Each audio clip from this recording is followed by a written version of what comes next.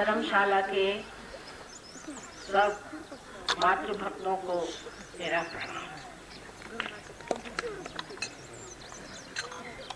यहाँ के मंदिर के कमेटी ने यह आयोजन किया, जिसके लिए मैं बहुत उनका धन्यवाद मानती हूँ।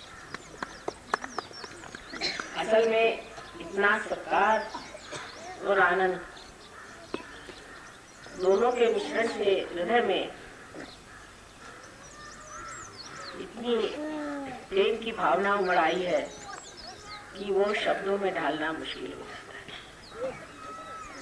कलयुग में कहा जाता है कि कोई भी माँ को नहीं मानता। कलयुग की पहचान है कि माँ को लोग भूल जाते हैं, लेकिन अब ऐसा कहना चाहिए कि कलयुग का समय बीत गया जो लोगों ने माँ को स्वीकार किया है। माँ में और गुरु में एक बड़ा भारी अंतर मैंने पाया है कि माँ तो गुरु होती ही है, बच्चों को समझाती है, लेकिन उसमें प्यार घोल घोल करके इस तरह से समझा देती है कि बच्चा उस प्यार के लिए हर चीज़ करने को तैयार हो जाता है। ये प्यार की शक्ति जो सारे संसार को आज ताजगी दे रही है, जो सारे जीवंत काम कर रही है, जैसे ये पेड़ का होना, उनकी हरियाली, उसके बाद एक पेड़ में से फूल हो जाना और फूल में से फल हो जाना, ये जितने भी कार्य हैं, जो जीवंत कार्य हैं, ये कौन करता है?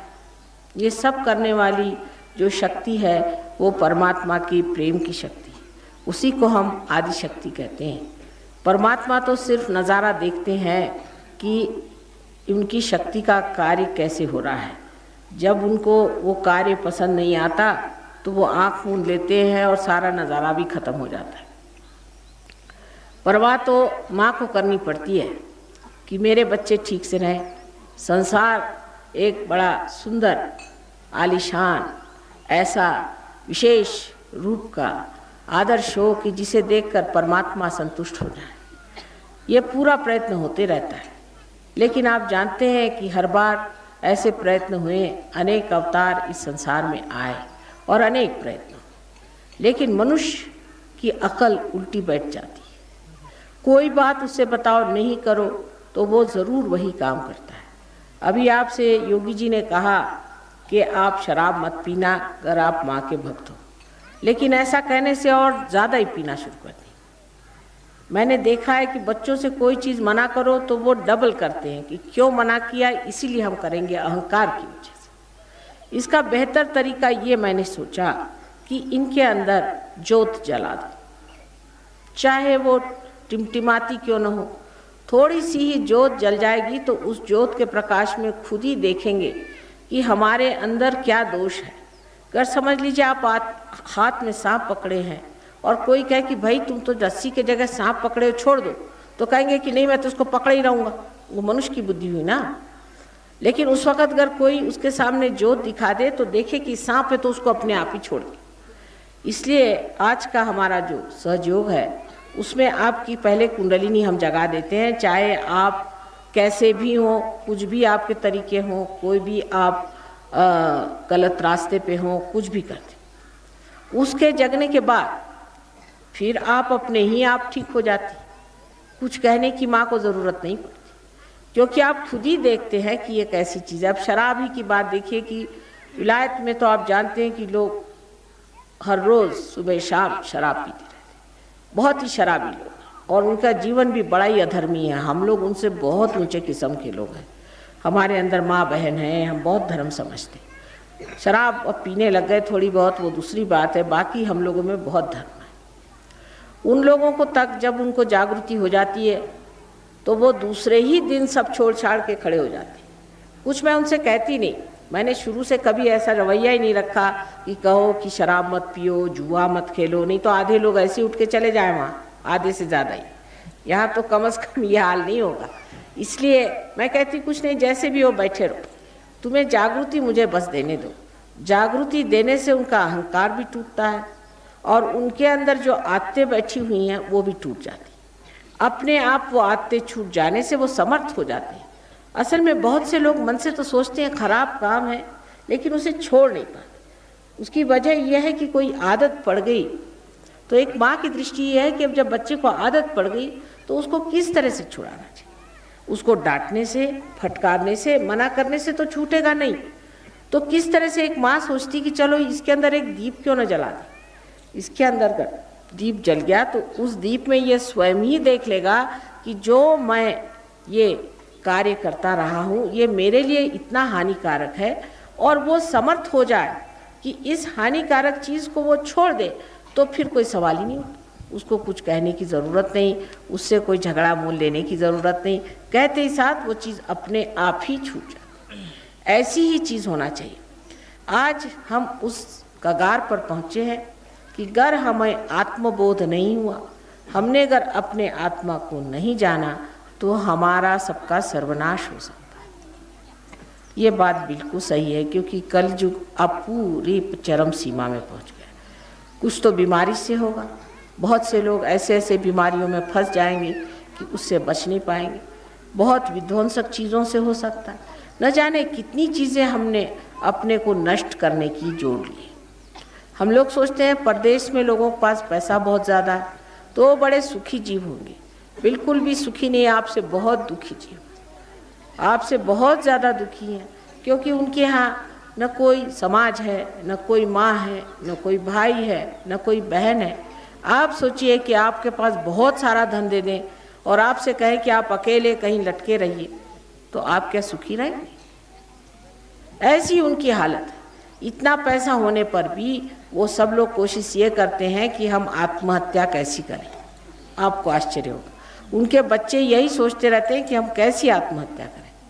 तो ये बात हम जो समझते हैं कि पैसा होने से सब हो जाएगा, सो बात नहीं। लेकिन पैसा भी होना चाहिए, उसके लिए भी कुंडलिनी का जागरण ठीक है, क्योंकि अपने अंदर देवी जो लक्ष्मी जी है वो भी बसती।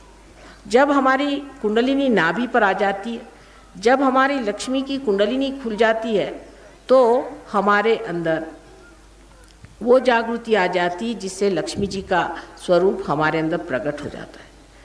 अब जिन्होंने सोच के लक्ष्मी जी बनाई वो भी बहुत सोच समझ के बनाई कि लक्ष्मी जी जो होती, जो लक्ष्मीपति होता है, वो एक माँ स्वरूप होना चाहिए। आजकल तो जिसके पास पैसा आ जाता है वो तो राक्षस स्वरूप हो जाता है।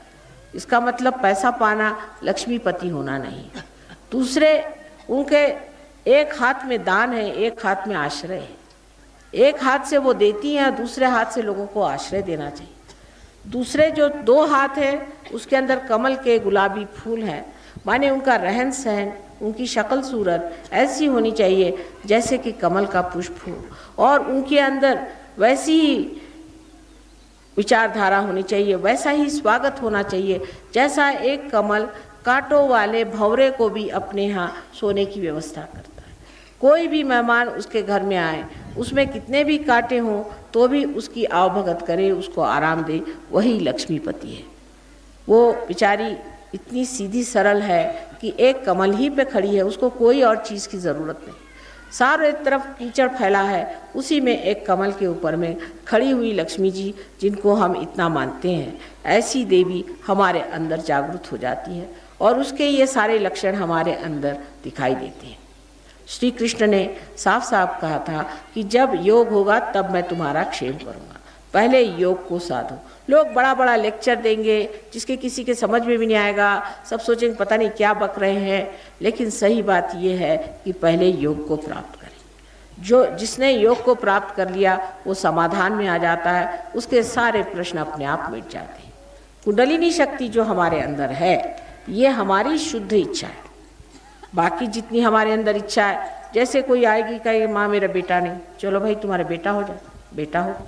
उसके बाद कहेगी कि माँ बेटा तो हो गया, अब मुझे नाती चाहिए, वो भी हो गया, अब मुझे घर चाहिए, घर के बाद वो चाहिए, उसके बाद वो चाहिए, उसका कोई अंत ही नहीं रहता। इसके अंदर जो हमारे अंदर जो इच्छाएं हैं वो इच्छाएं शुद्ध नहीं है। शुद्ध इच्छा एकमात्र है, वो ये है कि हमें परमात्मा से एकाकार होने की एक किसी तरह से ये एक युक्ति जुट जाए, किसी तरह से ये काम बन जाए कि हम ये परमात्मा की जो चारों तरफ फैली हुई शक्ति है, जिससे सारा जीवंत कार्य होता है, उससे हम एकाकार हो जाए। यही हमारी शुद्ध इच्छा है और ये शुद्ध इच्छा की शक्ति ही कुंडलिनी है। और जो आदि शक्ति जो कि परमात्मा की इच्छा है, जो परमात्मा की इच्छा है, उसी का ये प्रतिबिंब है, वही हमारे अंदर छाया है। हमारे हृदय में जो आत्मा है वो परमात्मा की छाया, और जो हमारी कुंडलिनी त्रिकोणाकार अस्थि में है वो परमात्मा की इच्छा की, उसकी जो इच्छा, जो आदि शक्ति है, उसकी छाया है, प्रतिछाया है। इसको अगर आप समझ लें तो फिर आपको समझ में आ जाएगा कि हम धर्म के नाम में भी कितने भटकाव में घूम रहे हैं। वही आदि शक्ति जो है वही हमारी माँ है। हम सब की अलग अलग माँ हैं हमारे अंदर बसी हुई, और ये माँ सबको ही वो प्रदान देती है जो कि कोई भी माँ नहीं दे सकती, क्योंकि ये आदि शक्ति जो है पावन मूर्ति परमात्मा की शक्ति है, जो हमारे अंदर वो गुण दे देती है जो परमात्मा को प्रसन्न रखे, और हमारे अंदर वो सामर्थ्य दे देती है, वो शक्ति दे देती है जो परमात्मा के सामर्थ्य लगते हैं। जिससे कि अब कोई कहता है कि माँ मुझे ये प्रश्न है। अच्छा, हमने कहा तुम घर जाओ, ठीक हो जाएगा। घर जाते ही देखता है कि प्रश्न तो ठीक हो गया, माँ ने क्या चमत्कार कर दिया। कुछ चमत्कार मैंने किया नहीं, कोई बात मैंने की। क्या हुआ कि आपकी कुंडलिनी मैंने जागरण कर दी। कुंडलिनी जो है वो किसी भी कारण और परिणाम से परे चीज़ है। कोई है, किसी से पूछा भाई तुमको क्या परेशानी, हमारे पास पैसा नहीं इसलिए हम परेशान। यही ना कारण, ये है कि पैसा नहीं है और इसलिए आप परेशान हैं। लेकिन समझ लो आप कारण से परे ही चले जाएं तो कारण भी खत्म हो गया और उसका परिणाम भी खत्म। यही चीज़ होती है जब हमें शारीरिक आदि व्याधि रहती है। जब हमारे अंदर शारीरिक आदि व्याधि रहती है तो हम सोचते हैं कि इसलिए हमें जुकाम हो गया क्योंकि हम सर्दी में गए थे। अच्छा, लेकिन ऐसी भी कोई दशा होगी कि जहाँ जुकाम ही नहीं होता। हमें इसलिए कैंसर हो गया क्योंकि हमने ये गलत काम किया, या हमें इसलिए ये बीमारी हो गई क्योंकि हमने ये बदपरहेज़ी करी। लेकिन कोई ऐसा भी स्थान होगा जहाँ ये चीज़ होती ही नहीं, जहाँ आप गलती ही नहीं कर सकते, ये जहाँ ये कारण ही नहीं बसते। इसको मेडिकल साइंस में पैरासिम्पैथेटिक नर्वस सिस्टम कहते हैं, लेकिन डॉक्टर लोग इसको समझने के लिए पहले सहयोग को समझ लें तब उसको समझ पाए। लेकिन आप लोग इसको बहुत आसानी से समझ सकते हैं। जिसे लोग चमत्कार कहते हैं, कोई चमत्कार नहीं, इसमें कोई चमत्कार नहीं। हम तो रोज़ के चमत्कार को चमत्कार नहीं समझते। बताइए कि एक फूल से फल बनता है तो हम क्या बना सकते हैं? नहीं बना सकते। और ऐसे करोड़ों हजारों हम बनते देखते हैं, हमको कोई भी चमत्कार नहीं लगता।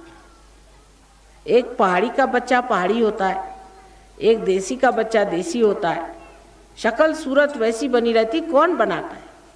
ये सोचिए, इसका चयन कौन करता है? ये किस तरह से बारीक चीज़ें, हजारों करोड़ों ऐसी चीज़ें संसार में होती है। वो जो शक्ति ये कार्य करती, जब वो हमारे अंदर बहने लग जाए तो फिर क्या हम तो समर्थ हो जाए, हम शक्तिवान हो जाए, शक्तिशाली हो जाए। इन पहाड़ों में देवी का स्थान है। आप जानते हैं कि आज रामनवमी का शुभ अवसर है। इस शुभ अवसर पे ही आपसे मिलना था। कोई तो भी ऐसी ही विशेष बात होगी जहाँ पर कि मुझे यहाँ आज ही आना था। यहाँ 7 देवियों का स्थान है।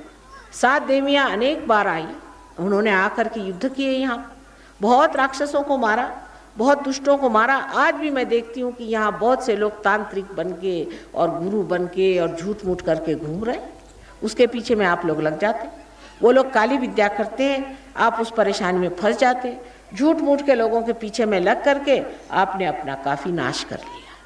आप डॉक्टर लोगों के पास जाइए तो कहेंगे आपको कोई बीमारी नहीं, लगता ही नहीं कि आपको कोई बीमारी है, लेकिन कमज़ोर आप हुए चले जाते। घर में रोज़ कलह हो रहा है, झगड़ा हो रहा है, कुछ समझ नहीं आता है, बच्चों का मन पढ़ने में नहीं लगता, चंचलता आ गई, सारी परेशानी कहाँ से आई?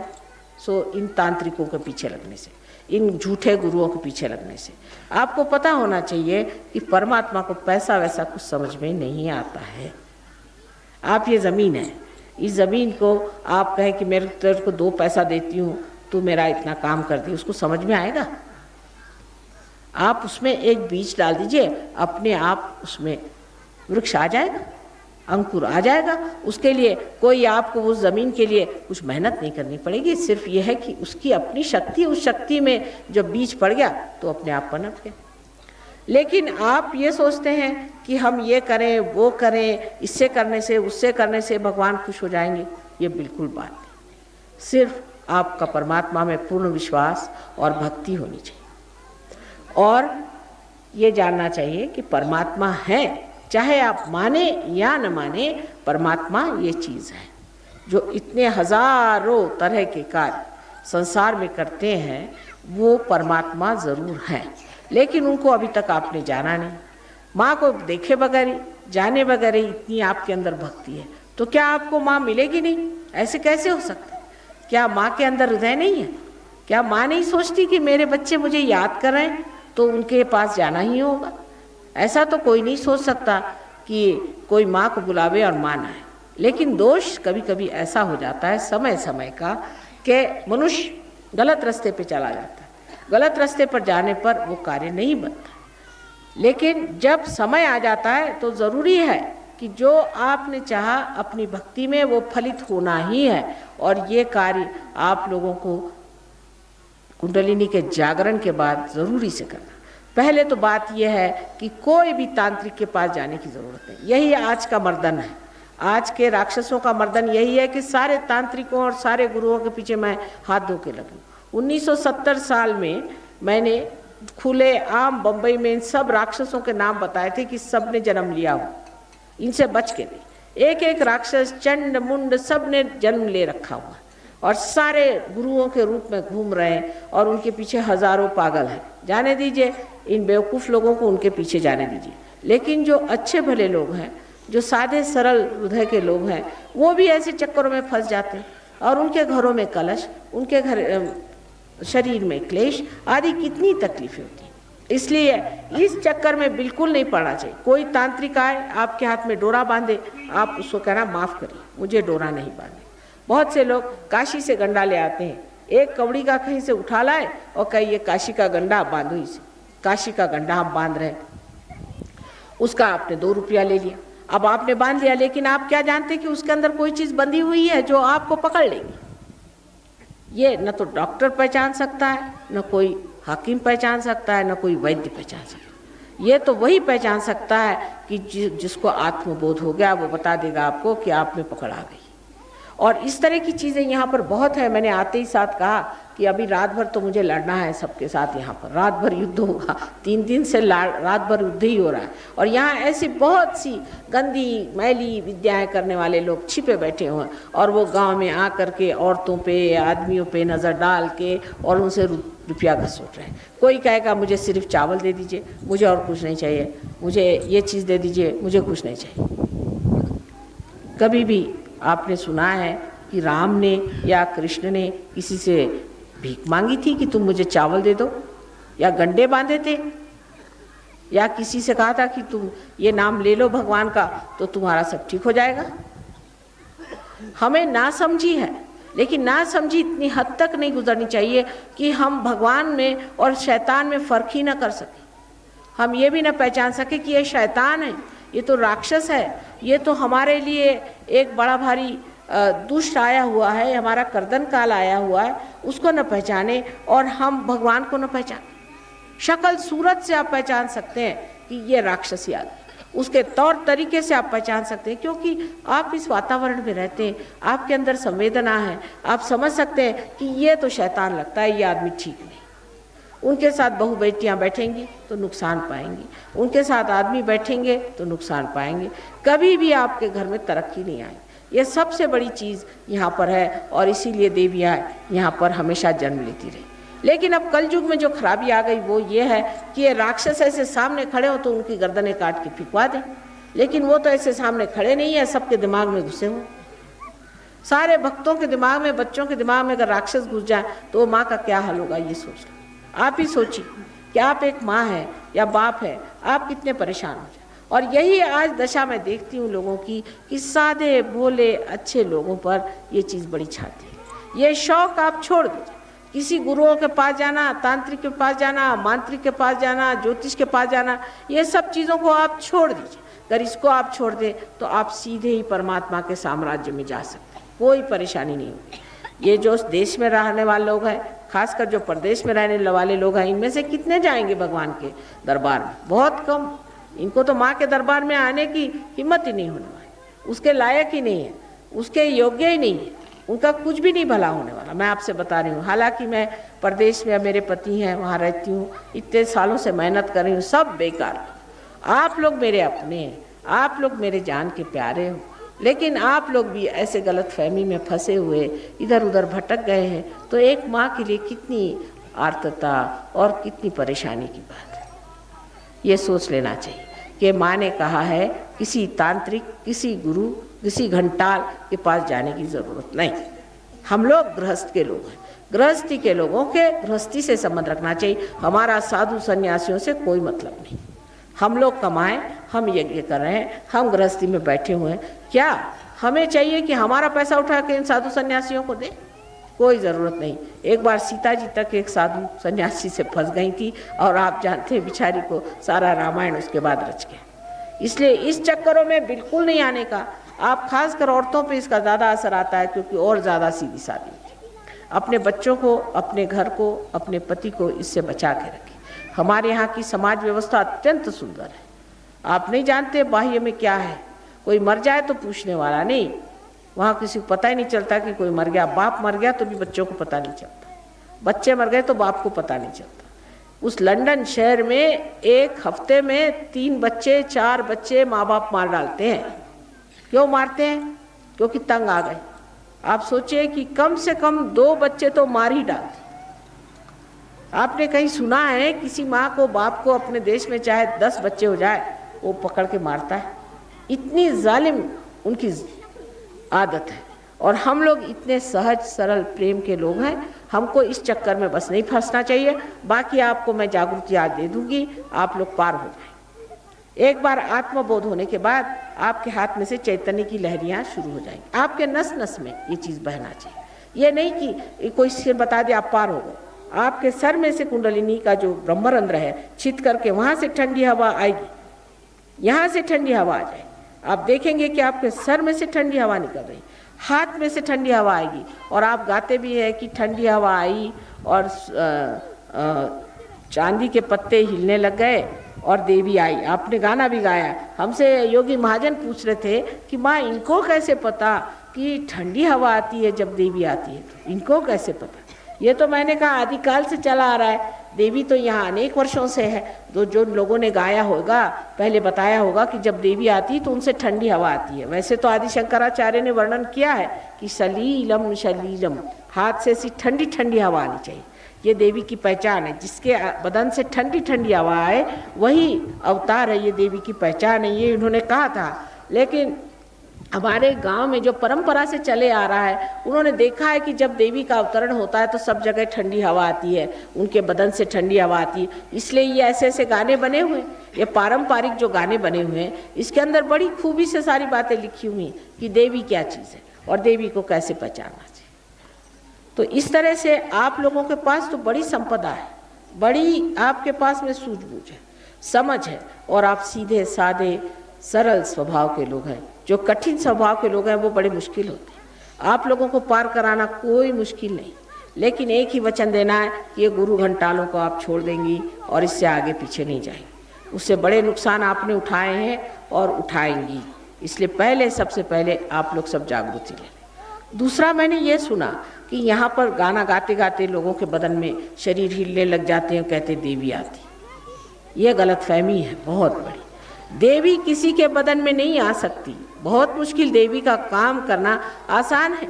देवी के अंदर तो हजारों चक्र होते हैं, उन चक्रों को संभालना, उनको ठीक से उसका चलाना, उसमें से ठंडी ठंडी लहरें बहाना, लोगों को भला करना। और ऐसे इंसान का चरित्र भी तो उज्जवल होना चाहिए। हमारे बम्बई में जितनी नौकरानियाँ हैं, शराब पीती हैं, सब ढंग करती, उनके बदन में आती देवी। बताओ, ऐसे कोई देवी, कोई पागल है किसी के अंदर भी आने के लिए? देवी तो एक शुद्ध चित्त में ही आ सकती, और फिर वो देवी आके बताती भी क्या है कि तुम उसको मार डालो तो अच्छा होगा, घोड़े का नंबर क्या है, फलाना क्या है, मटका खेलने का नंबर क्या है। ऐसा कभी देवी बता सकती? देवी तो हमेशा ऊंची बात करेगी, परमात्मा की बात करेगी, अच्छी बात करेगी, ऐसी गंदी बातें तो नहीं करने वाली ना। ये जब आप देखते हैं तब भी आप ऐसी औरत के पैर पे आते हैं। इस तो भूत है, ये तो भूत हैं जो इन औरतों के अंदर आ जाते हैं और वो बोलने लग जाती हैं और आप उनको मानने लग जाती हैं। ये ज़रूर है कि भूत को कुछ कुछ बातें मालूम होती हैं, वो बता देता है, लेकिन उसमें क्या रखा है, इन सब चीज़ों में क्या रखा हो, उसके और जाने से और नुकसान ही होने वाला है। अगर आज आप भूत के यहाँ गए तो कल वो आपको पकड़ जाएगा, आपका खानदान खा जाएगा। ऐसी औरतों को तो दरवाजे में आने नहीं देना चाहिए, उनके घर खाना नहीं खाना चाहिए, बिल्कुल दूर रखना चाहिए, क्योंकि वो बाधित लोग हैं, उनसे बीमारियां होती हैं गंदी। जिस औरत के बदन में भूत आता है उसको चाहिए कि वो अपना ट्रीटमेंट करा ले और ठीक हो जाए। अंत में पागल होकर ही मरती हैं। ऐसी सब औरतें पागल हो जाती हैं, पागल खाने में जाकर मरती हैं। आप लोग सब जानती हैं, जो आपके यहाँ की बूढ़ा है उनसे पूछ लीजिए ऐसा होता है या नहीं। तो इस तरह की औरतों के पास या आदमियों के पास जाने की ज़रूरत है जिनके बदन में भूत आते, इनको कहते हैं देव आ गए। और ऐसे आदमी भी लोग बहुत सारे होते हैं जिनके अंदर में भूत आ जाते हैं और खूब नाचने लग जाते हैं, अजीब अजीब बातें करते हैं और मुंह से क्या वो केरोसिन ऑयल रख के ऐसे आग जलाते हैं मार और नींबू लगाते हैं, पता नहीं क्या क्या तमाशे करते हैं और लोग उस तमाशे पे ही ये हो जाते हैं। तमाशा हो तो ठीक है, लेकिन ये तमाशा नहीं, इसके पीछे बड़ी जहरीली चीज़ है। ये सांप और नाक से भी बदतर लोग हैं, क्योंकि ये जैसे आपको डस गए तो गए आप, उससे आप बच नहीं सकते। इसलिए इन लोगों से आप दूर रहिए। इतना ही ज्ञान आपके लिए काफ़ी है, बाकी आप बिल्कुल ठीक है, आप में और कोई दोष नहीं और किसी दोष को मैं नहीं देखती हूँ। सिर्फ यही देखती हूँ कि अजान में, अंधकार में आप गलत लोगों के पीछे कभी कभी चले जाते हैं।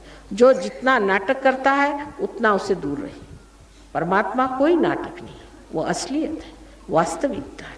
कोई नाटक या झूठ से नहीं होता। अभी तक आपको अनुभव नहीं था, वो अनुभव हम आपको दे देते हैं। अनुभव शून्य होने की वजह से आप जानते नहीं कि कौन अच्छा है बुरा है। जब आप अनुभव पाएंगे तो आप जानेंगे। अब कोई अगर आपसे पूछे कि भाई तुम नैना देवी को मानते हो, तुम चिंतपूर्णी को मानते, क्यों? वो तो एक पत्थर मात्र है, उसको क्यों मानते? क्या जवाब है आपका? कोई जवाब नहीं कि क्यों मानते हो इनको। शंकर जी को मानते हो, शंकर जी की इस मानते हो कि शंकर जी के 12 ज्योतिर्लिंग हैं, क्यों 12 ही क्यों हैं? क्या बात? आपको पूछना चाहिए कि क्यों भाई, कैसे, क्या, कैसे जाना। जो बड़े बड़े फकीर हो गए, बड़े बड़े ऊंचे पहुंचे हुए, जो बड़े बड़े मुनि ऋषि गण अपने यहाँ हो गए, उनके अंदर चैतन्य की लहरियाँ थी। उन्होंने इस चैतन्य को महसूस किया और कहा कि ये तो पृथ्वी तत्व ने निकाली हुई चीज़ है। ये तो बाइबल में भी लिखा है कि पृथ्वी तत्व में से निकलेगी चीज़, स्वयंभू, ये स्वयंभू चीज़ निकली। पर अब वो सही स्वयंभू की कोई भी मूर्ति बनाए, फिर कोई भी गंदा आदमी और भी मूर्तियाँ बना के उसको बेचे, महंगा करे, ये सब चीज़ें परमात्मा की नहीं होती। जो स्वयंभू चीज़ है जिसमें से चैतन्य बह रहा है, वो सिर्फ एक फ़कीर बता सकता। इसका एक उदाहरण बताएं।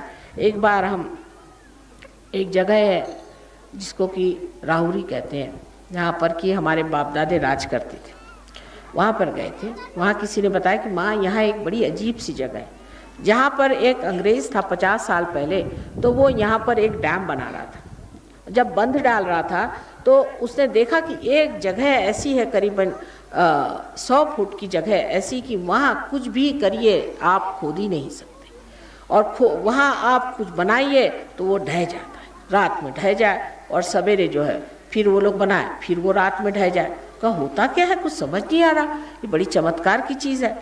तो एक फ़कीर ने आके कहा कि इसे छोड़ दो, ये माँ का स्थान है, इसको नहीं छूना। तो उसने कहा इसको कैसे मालूम? उसने कहा जो भी मैं कह रहा हूँ कि इससे अलग हट जाओ। तो आप देखिए कि बंद ऐसा सीधा बनना चाहिए, तो उस जगह बंद ऐसा बना हुआ है। तो मैं वहाँ गई, मैंने कहा ये तो सारा सहस्त्रार है। वो कहा कैसे? मैंने कहा चलो तुम लोग तो सब पार हो, देखो इसमें से ठंडक आ रही। ऐसी ठंडी ठंडी लहरें बदन पे आने लगी।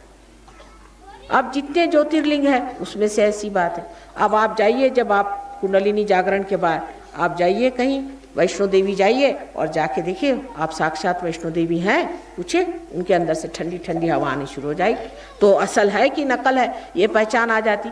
कोई आदमी अगर आपके सामने ऐसा वैसा आ जाए तो आप पर फौरन जान लीजिएगा उससे गरम गरम हवा आएगी, नहीं आएगी तो हाथ में कभी कभी फोड़े भी आ जाते हैं कुछ ऐसे दुष्ट आदमियों से। जो दुष्ट होते हैं वो फौरन आपको पता लग जाएंगे, आपको किसी को पूछना नहीं होगा, आप फौरन कहेंगे इस आदमी से मेरा कोई मतलब नहीं, जाइए, साफ कह दें। अब अंदर बाहर जानने का एक ही तरीका है कि आपके अंदर प्रकाश आ जाए, और प्रकाश इस कुंडलिनी से आता है जो 6 चक्रों को छेदती है। इसको षट चक्र भेदन कहते हैं। ये चक्र जब छिद जाते हैं तो एक तरफ तो हमारी तंदुरुस्ती अच्छी हो जाती और दूसरे तरफ हमारा मन शांत हो जाता, और तीसरी तरफ हमें आत्मा की प्राप्ति हो जाती। आत्मा जो है सच्चिदानंद है, माने आप इस चेतन अवस्था में सत्य को जान सकते हैं। अभी तक तो आपको सत्य असत्य का फर्क ही नहीं मालूम। अब मैं भी सत्य हूँ या असत्य हूँ आप क्या जानिए। जब तक आपके अंदर चैतन्य की लहरियां नहीं आएंगी तब तक आप क्या जानिएगा कि मैं क्या हूँ। उसी प्रकार आप इसको चित्त कहिए कि आपका चित्त जो है वो प्रकाशित हो जाता है। जैसे यहाँ बैठे बैठे आप किसी के बारे में सोचे और एकदम यहाँ पे समझ लो जलन आ गई, माने क्या, हमारे यहाँ लंदन में जब पहले एक साहब पार हुए तो वहाँ के लोग शक्की ज़्यादा हैं। आप लोग जैसे भक्ति तो उनमें शक्की है, ज़्यादातर शक्की लोग होते हैं, उनको समझता तो कुछ भी नहीं देवी वगैरह, उसे तो गणपति का ग से शुरू करना पड़ता है।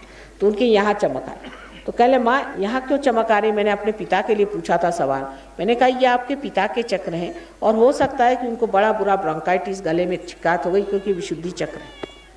तो कहा अच्छा मैं अभी फ़ोन करता हूँ। स्कॉटलैंड में फ़ोन किया तो उनकी अम्मा ने यही कहा कि तुम्हारे बाप को बहुत बुरा ब्रोंकाइटिस हो गया, बीमार पड़े।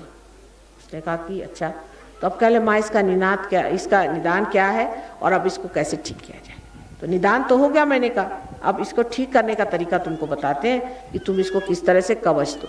जैसे उन्होंने कवच दिया, आधे घंटे में उनके अम्मा का फ़ोन आया कि पता नहीं क्या हुआ, मैं तुम्हारे बाप तो बुखार उतर गया और दौड़ रहे, वो तो बाहर चले गए। इस प्रकार ये चीज़ घटित होती है। तो जो चित्त है वो आलोकित हो जाता है, चित्त में प्रकाश आ जाता है। आप जिसके भी बारे में सोचेंगे, जो भी करना चाहेंगे, उसके बारे में आप यहाँ बैठे बैठे जाने। अब देखिए आपने सुना होगा कि रेडियो होता है, टेलीविज़न होता है, कहाँ पे प्रोग्राम होता है, यहाँ सुनाई देता है। उसी प्रकार परमात्मा की अनंत ऐसी किरणें हैं, ऐसा उनका जाल फैला हुआ है, हजारों उनके हाथ हैं, उसी से कार्य होता है। पर पहले उनके राज्य में तो उतरिए, उनके साम्राज्य में तो आइए। अगर आप उनके राज्य में नहीं बैठे हैं, आप तो दूसरों के राज्य में बैठे हैं, तो वही आपकी परवाह करें। जब आप परमात्मा के राज्य में आएंगे तब आपका पूरा इंतजाम है, वहाँ सारे उनके देवदूत गण आदि सारे आपकी सेवा में खड़े हुए, सब के सब वहाँ पर पूरी तरह से आपकी व्यवस्था करेंगे और हर आपके प्रश्न जो है उसके वो इस तरह से आपको उसकी हल मिलेंगे कि आप हैरान हो जाइएगा कि ये कैसे हो, ये माँ हमें कैसे प्राप्त हो। अनेक ऐसे उदाहरण हैं, अनेक ऐसे उदाहरण सहयोग में देखे गए कि जिसका उत्तर कोई भी नहीं दे पाए। बहुत बार कहीं हम बैठे हुए हैं, आकाश से एकदम देखते हैं कि प्रकाश की जोत आ रही है, वो कैमरा में पकड़ आ जाती है, कहीं कुछ कहीं कुछ। एक बार हम बेडफोर्ड में थे, ये तो वहाँ के पेपरों ने भी छापा कि बेडफोर्ड में हम गए थे, हम तो लेक्चर दे रहे थे, काफ़ी लोग थे वहाँ, उनको लेक्चर दे रहे थे। उस वक़्त कोई 9 बजे के करीब या 8 बजे के करीब कोई लड़का ऊपर से नीचे गिर पड़ा, 80 फुट नीचे गिरा। उसके पास मोटरसाइकिल थी। पुलिया पर से जब गिरा तो लोगों ने, पुलिया पर के लोगों ने एम्बुलेंस मंगवाई। जब तक एम्बुलेंस आई, लड़का ऊपर चढ़ के चला है। लोगों ने पूछा भाई तुम ऊपर कैसे चढ़ा है? तो उन्होंने कहा वो पता नहीं, मुझे एक आई थी, उन्होंने मुझे ठीक कर दिया। तो उन्होंने सोचा पागल हो गया कि क्या, इसको अस्पताल ले गए। वहाँ पुलिस आई, उसने पुलिस से बताया मेरी बात मानिए, एक स्त्री थी, वो एक सफ़ेद मोटर में आई, हमारी सफ़ेद मोटर, और सफ़ेद साड़ी पहनी हुई थी, और एक हिंदुस्तानी स्त्री थी। उसने आ करके और मुझे हाथ फेरा, जिससे मैं ठीक हो गया। तो उन्होंने कहा कि भाई ऐसे तो कोई आया नहीं, हम तो पुलिया पे खड़े देख रहे थे, ये तो ऊपर चढ़ा आया। कहा कि नहीं हुआ तो सही, ये तो बात है, क्योंकि इसके तो कोई चोट वोट है नहीं। दूसरे दिन इन्होंने हमारा फ़ोटो देखा तो बताया यही तो वो स्त्री थी जिसने हमें बचाया। तो पूछा कि तुमने किया क्या? कहले बस जिस वक़्त मैं गिरने लगा तो मैंने यही कहा कि हे पावन माँ, डिवाइन मदर, मुझे तुम बचाओ। बस इतना मैंने कहा, मैंने उसको याद किया सिर्फ, और कुछ नहीं। और जैसे मैं गिरा उसके बाद पता नहीं कैसे ये एकदम आ गई, इन्होंने ऐसे हाथ किया, मैंने गाड़ी को आते देखा, उससे उतरते देखा, और चट से नीचे आई और आकर के मुझे ठीक भी कर दिया। ये उन्होंने साफ कहा तो वो लोग परेशान हो गए, उन्होंने चिट्ठियाँ लिखी, उनका कि ये कैसे क्या हो गया। तो उन्होंने कहा कि ऐसे तो बहुत किस्से इंडिया में हुए हैं, लेकिन अब इंग्लैंड में भी हो रहा है, अच्छी बात। तो इसमें कोई विशेष बात नहीं है, क्योंकि जब जिसके हजारों हाथ है, जिसकी हजारों शक्तियाँ, उसके लिए क्या विशेष बात है। अगर हम कुछ है भी तो उसमें कौन सी विशेष बात है। अगर सूर्य है तो है, उसमें कौन सी उसकी बात है, क्योंकि उसके अंदर ये शक्ति है ही, जो है सो है, उसमें कौन सी विशेष बात है। लेकिन आपकी विशेष बात है कि आप इंसान से बढ़ के आज परमात्मा के दरवाजे आए हैं। और यही नहीं, आज आप इंसान से भी ऊंचे उठ करके अति मानव होने वाले, आप एक आत्मबोध पाने वाले इंसान होने वाले। ये आपकी विशेषता है, यह आपका बड़प्पन है। इसीलिए मैंने सबसे पहले आप सबको प्रणाम किया था, इसीलिए मैंने कहा था कि आप सबको मेरा प्रणाम। अब हम लोग थोड़ी देर में कुंडलिनी जागरण का प्रयोग करेंगे, पर आपको कोई सवाल हो तो आप लोग ज़रूर पूछ लीजिए, और सवाल जवाब के बाद फिर कुंडलिनी जागरण का हम लोग प्रोग्राम करेंगे। मुझे ज़रा पानी दे दें।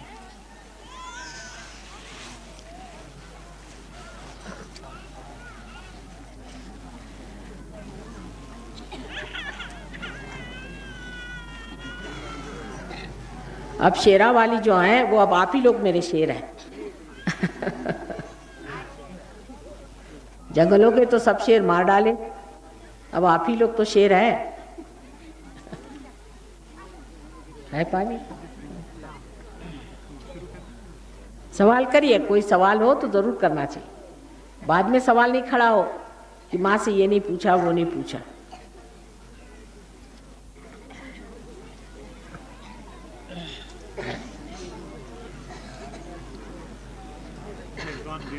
हाँ? निर्विचार में चले गए। अब एक बात और है कि हमारे यहाँ पर योगी महाजन हैं, इनकी पत्नी है, ये बहुत पहुँचे हुए सहयोगी हैं, और भी लोग यहाँ रहते हैं। ये लोग आपको सब बारे में बताएंगे आगे क्या चीज़ करना है, क्या नहीं करनी है।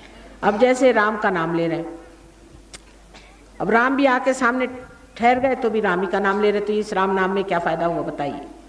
जैसे तुलसीदास जी ने कहा कि चित्रकूट के घाट पर वही संतन की भीड़, तुलसीदास चंदन घिसे तिलक करत रघुवीर, लेकिन रघुवीर को पहचाना नहीं।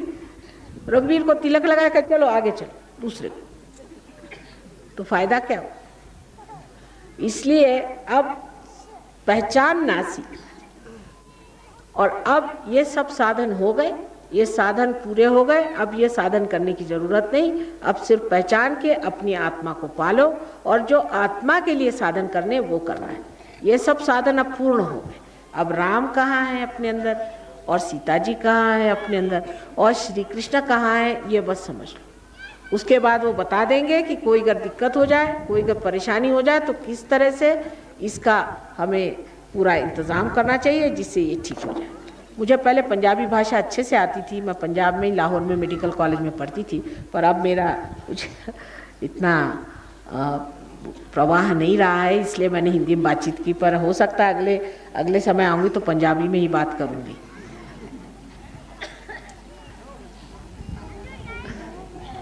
और कोई सवाल तो नहीं है?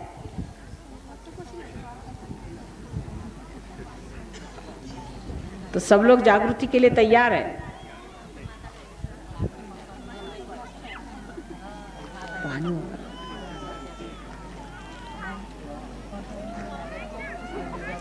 सब लोग सामने आ जाए। भाई साहब आप लोग सब सामने आके बैठे, आगे बैठे, आगे बैठे।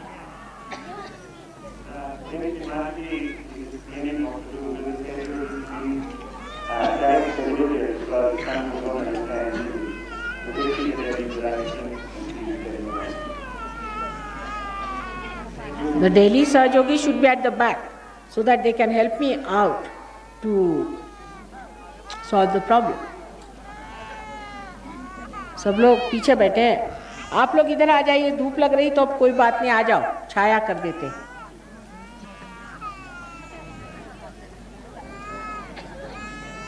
सामने बैठ। आप ही ने कहा था कि आज धूप चाहिए, तो मैंने कहा चल लो भाई धूप। जब धूप कर दी तो आप जाके छाया में बैठ गए।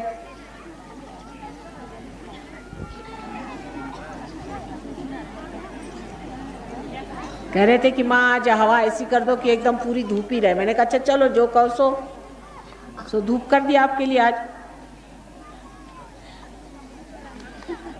जब उसका इंतजाम किया तो अब आप छाया में जाके क्यों बैठ रहे? थोड़ी देर धूप में बैठ लीजिए।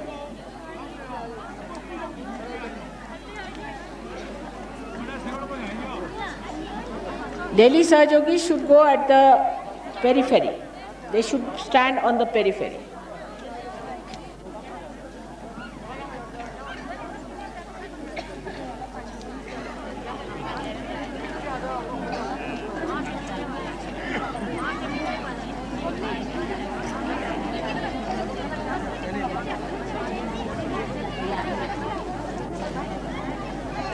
सब आराम से बैठिए। थोड़ी जगह बीच में होनी चाहिए, एकदम एक के ऊपर लगा नहीं होना चाहिए। थोड़े आराम से बैठिए।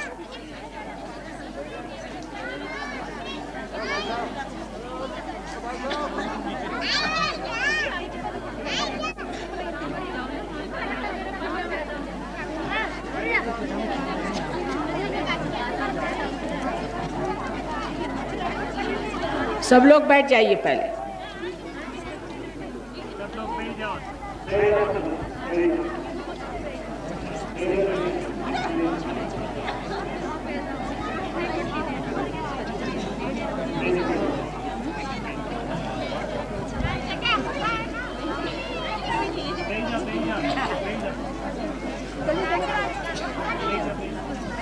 गगन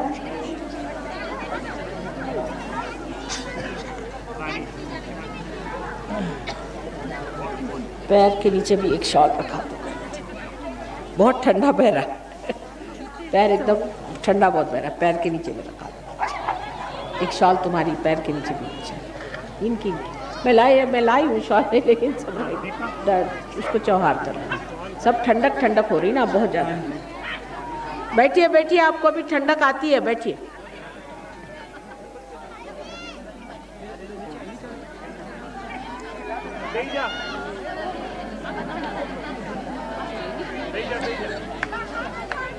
बैठ जाइए बैठ जाइए।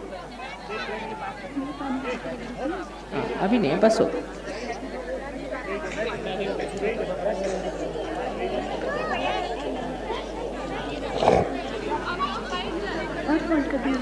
हाँ नहीं ठीक है, ठीक है, इसमें ठीक है।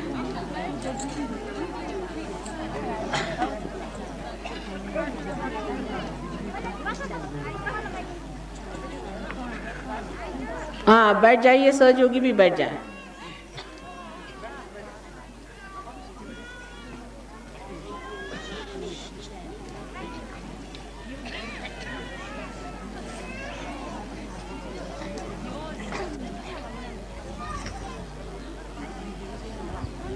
लेफ्ट को क्या खब्बा कहते हैं? राइट सज्जा। सज्जा हर जगह अलग अलग चलता है ना, पंजाब में यही है। अच्छा, अपना खब्बा हाथ जो है आपका, ये आपकी इच्छा है, ये इच्छा है, और इसलिए इसको अपने गोद में ऐसे मेरी ओर रखें, गोद में रखें, या ज़रा ऊपर उठा के रखें। अगर थक जाए तो नीचे गोद में ले लें, गोद में रखें इस तरह से। खब्बा मेरी ओर कर, खब्बा लेफ्ट हैंड,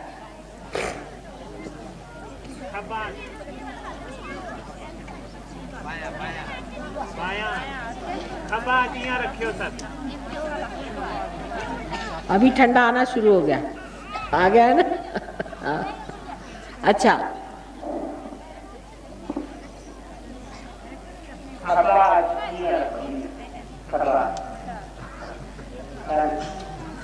और सज्जा हाथ जो है इसको आप जमीन पर रखें, क्योंकि ये जो भारत माता है इसकी बड़ी देन है, और ये सारी हमारे आतप खींच लेती, इसलिए इस पर अपना सज्जा हाथ रखें।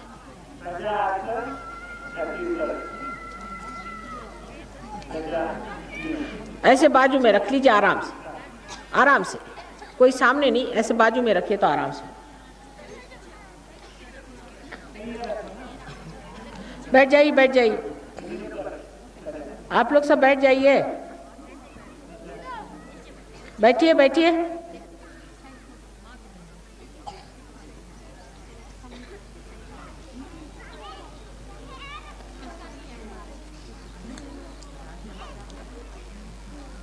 ये बच्चों को देखने वाला कोई है नहीं वहाँ, छोटे छोटे बच्चे खेल रहे हैं।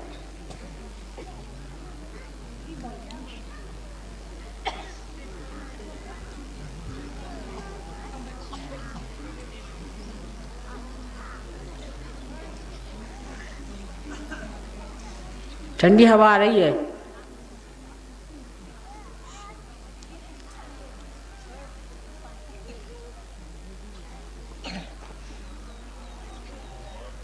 आ रही खूब जोरों में। अच्छा, अब जो है सज्जा हाथ हमारे और खब्बा हाथ ऐसे पीछे की तरफ, हमारी ओर पीछे की तरफ।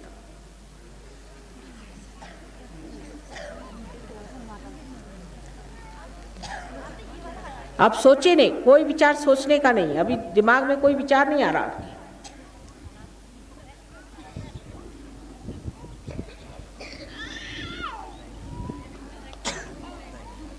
पीछे करिए।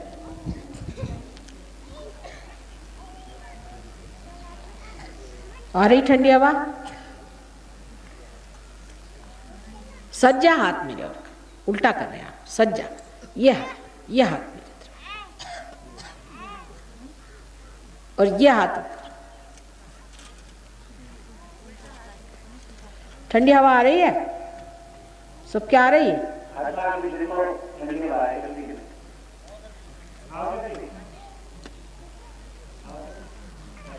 मैंने कहा ना आप लोग बढ़िया लोग हैं। उस विदेश में तो मेरे हाथ टूट जाते कि ठंडी हवा नहीं आती दुष्टों की, और तुम मेरे प्यारे हो तो देखो कैसी आ गई जल्दी से ठंडी हवा। पहाड़ों वाली हूं ना इसलिए। अब दोनों हाथ ऊपर करके और सर पीछे करिए और पूछो, क्या माँ यही परमात्मा की ब्रह्म शक्ति है? मन में पूछो। क्या परमात्मा की शक्ति है? मन में पूछो। ब्रह्म शक्ति है? क्या परमात्मा की ब्रह्म शक्ति है? आ रही ऊपर से ठंडी हवा।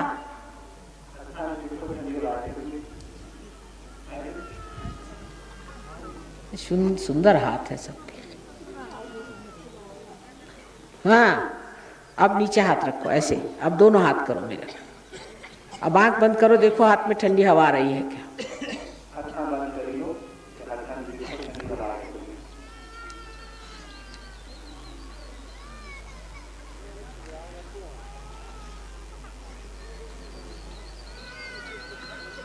और चांदी के पत्ते माने आपके हाथ हैं, इतने सुंदर। अच्छा, आप धीरे से आंख खोलो और विचार नहीं करो, विचार नहीं करो, ये विचार से परे चीज है। आंख खोलो।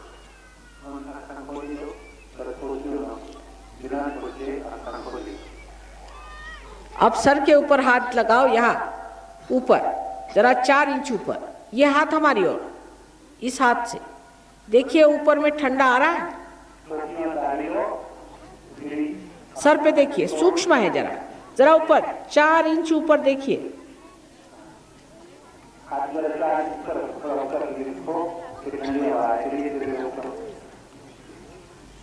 खब्बा हाथ हमारी ओर, खब्बा हाथ हमारी ओर करो।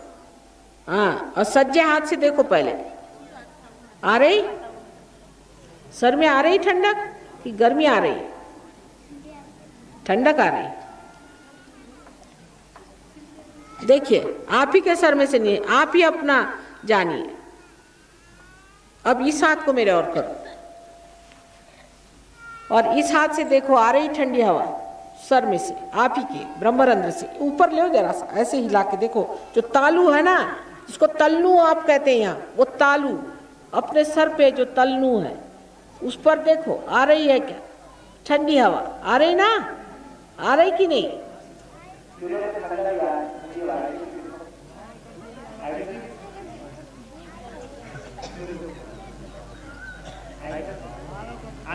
आ रही सब लोगों को?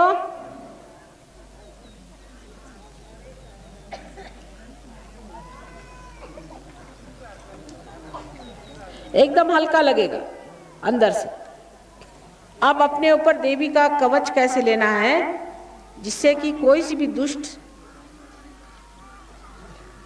ऐसी शक्ति बाहर की जो कि आपको नुकसान पहुंचाने वाली न पहुंचाए, वो मैं आपको दिखाऊंगी। और आप अपने कुंडलिनी भी कैसे जागृत करना है वो बताऊंगी। रोज सवेरे शाम इसको करना है। दूसरे आप हमसे फोटो ले लीजिए और इनसे पूछ लीजिए आगे क्या करने का है। और सबको ये काम रोज सवेरे शाम एक बार करने से उनकी कुंडलिनी जागृत रहेगी, क्योंकि शुरुआत में बहुत संभालना पड़ता है। जैसे एक बीज को अंकुर आता है तो उसको जतन से रखते हैं, ऐसे ही इसको आपको जतन से रखना है। अब कैसे रखना है अपने को मैं बताती हूँ, बहुत सरल, तुम भी दिखाओ। देखिए ये हाथ मेरी ओर रखें इस तरह से, और कवच लेने में अपने सर पे से लिया जाता है कवच। कवच तो आप जानते हैं देवी का कवच होता है, माँ का आंचल अपने सर पे से लेना है। लीजिए, इधर से उठाइए और सर पे से लीजिए, पूरा लीजिए और नीचे। सब लोग करें। देखिए फिर से कौन से हाथ से कर रहे हैं आप? खब्बे हाथ से नहीं करने का, खब्बा हाथ मेरे तरफ में है। फिर से 2 बार।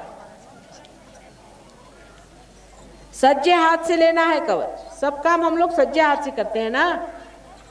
3 7 बार लेना है, 7 चक्र हैं। 4 सब लोग लें।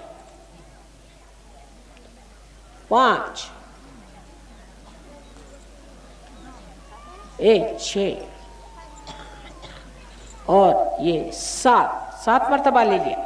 अब कुंडलिनी का जागरण कैसे करना देखिए, वो दिखाएंगे आप। बहुत आसान है। अपनी कुंडलिनी यहाँ जहाँ बैठे हो वहीं पर है, इस जगह, और इसके आगे नीचे पीछे ऊपर इस तरह से घुमाना है। अब समझ लो, नहीं तो उसमें गड़बड़ कर जाते हैं। फिर से ऊपर आगे नीचे पीछे इस तरह से, और इसको सीधा उठाना है और इसको सर के ऊपर ले जाना है इस तरह से, और इसको उसके साथ साथ घुमाना है।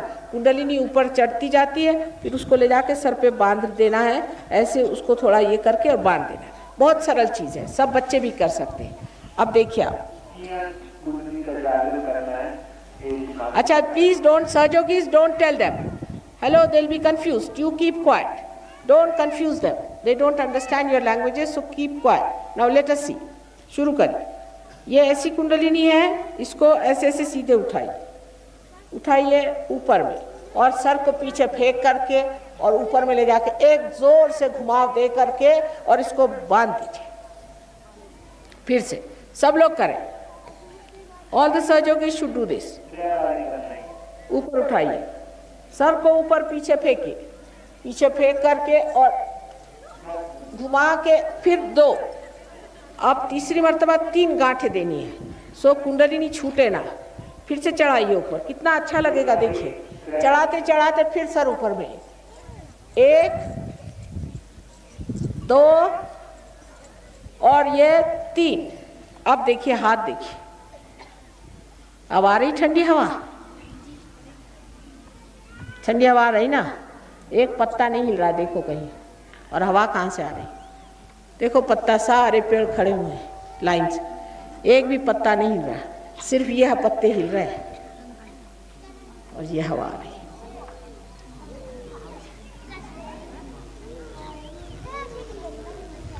देख लिया, ये हवा, यहीं से हवा सब चल रही है और हवा आ रही है।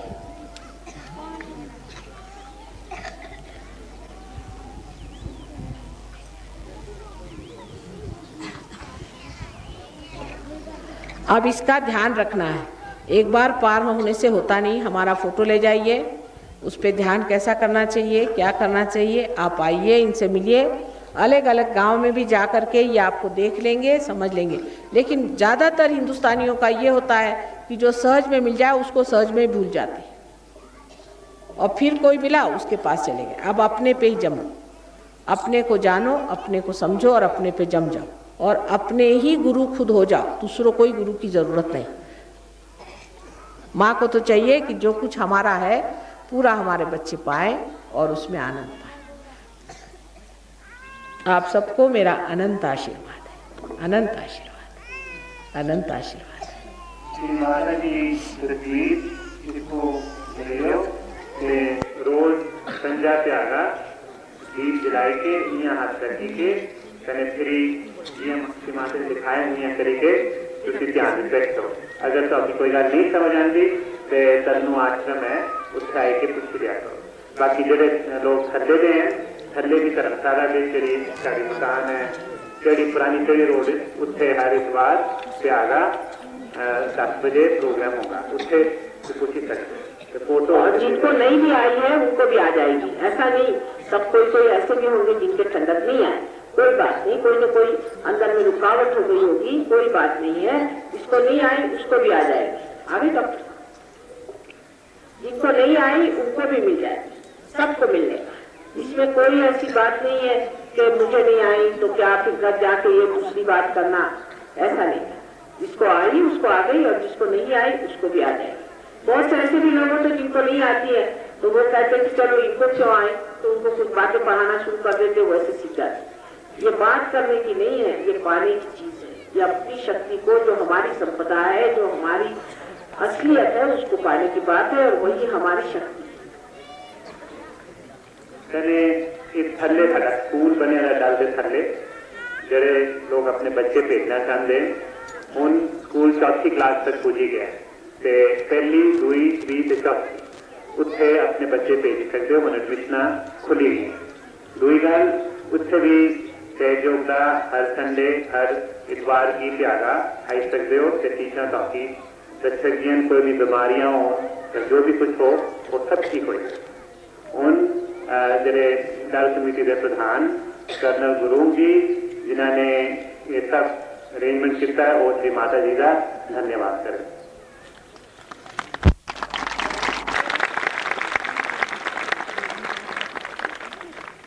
एक मिनट ठहर के फिर वो अभी धन्यवाद हम लोग फिर आ जाए। हाँ, शांति से, शांति, अब शांति करो, शांति का समय आता, शांति से इत्मीनान सब परमात्मा करते हैं।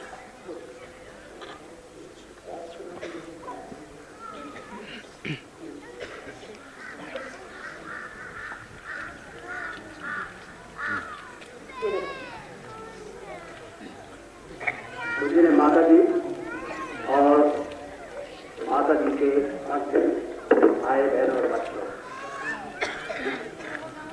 ये हमारे बड़े सौभाग्य हैं कि आज माता निर्मला देवी जी आज हमारे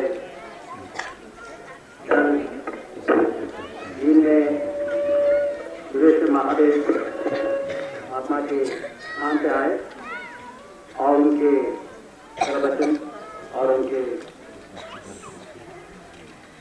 कुंडली जगाने से हम सबको काफी ज्ञान और मुझे आशा है कि जो बातें माता जी ने बताई हैं हम उस पर अमल करें, हमारे सब दुख दूर हो सकते हैं। और मैं बड़े यकीन से कह सकता हूँ कि जिस मतलब के लिए हमने ये कमेटी बनाई है कि इस तीर्थ स्थान को और इस जगह को उन्नति हो, इसमें तरक्की हो और माता जी के प्रताप से मैं आशा है कि जरूर तरक्की हो। मैं आपको बताना चाहता हूँ कि माता जी की शक्ति के बारे में। मैं माता जी के कल सवेरे 11 बजे करीब दर्शन हो गया, योगी महाराज की काम में हमें दर्शन कराई है ताकि हम आज के प्रोग्राम के बारे में हम बातचीत कर सके। तो मुझे सबसे बड़ी फिक्र देखी वो मौसम है, क्योंकि उसका मौसम बड़े बादल बने थे और उसे सबसे बड़ी बारिश भी हुई थी और कुछ कह नहीं सकते थे कि मौसम ठीक होगा आपके लिए। मैंने माता जी आपकी कृपा करिए, हमारे पास पूरा इंतजाम है, अगर कृपा होगी तो हम जरूर ज़्यादा से ज़्यादा आदमी आएंगे और आपको दर्शन करेंगे। तो उन्होंने यही मुझे कहा कि आप फिक्र मत करो, उसको ठीक होगा मौसम, आप थोड़ा इंतजार कीजिए। और उसके आगे कहने की जरूरत नहीं। कल रात से ये मौसम के साथ बिल्कुल ठीक रहा और अभी आप देख रहे हैं ये पिताजी जो उन्होंने कहा था वो तो सच है। तो ये आपको साधारण आपको शिक्षक के बारे में आपको मैं बता रहा हूँ और मुझे बड़ी आशा है कि जो यहाँ एक महाशक्ति यहाँ आए हैं इसी तरह आप हमें दर्शन देते रहेंगे, कृपा करते रहेंगे और इस जगह का उद्धार होगा। और मैं योगी महाराज जी का भी बड़ा आभारी हूँ कि उनके कारण महाराज जी यहाँ पर आए और हम सब उनके दर्शन कर सके। और हमें बड़ी आशा है कि योगी माता जी ने हमें बताए हैं उस पर हम अमल करेंगे और इस जगह का उद्धार होगा और हम सब लोग होगा। मैं दल समिति सुरेश महादेव की तरफ से और आप सब भक्तों की तरफ से महादेव जी का धन्यवाद करता हूँ जो उन्होंने यहाँ आकर हमें इसमें काफी धन्यवाद।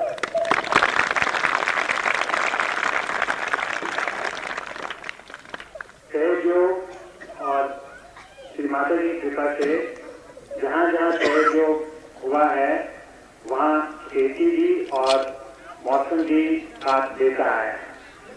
जिन लोगों ने उन खेती के बीज बोने वो आश्रम आए के उन बीजा की श्री माता जी का आशीर्वाद दे के कहाँ बोझो उदय करने तो अधिक खेती बहुत खड़ी हो जाए।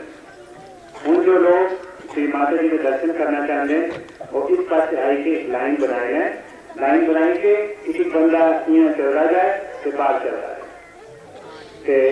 सामने से दर्शन करें। उनकी किस पास से आएगा जो लोग दर्शन करना चाहते हैं लाइन बनाए के फटाफट निकलेगा।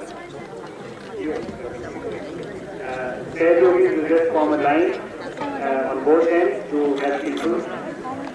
तो प्रसाद जी है श्री माता जी का प्रसाद लेते जाओ।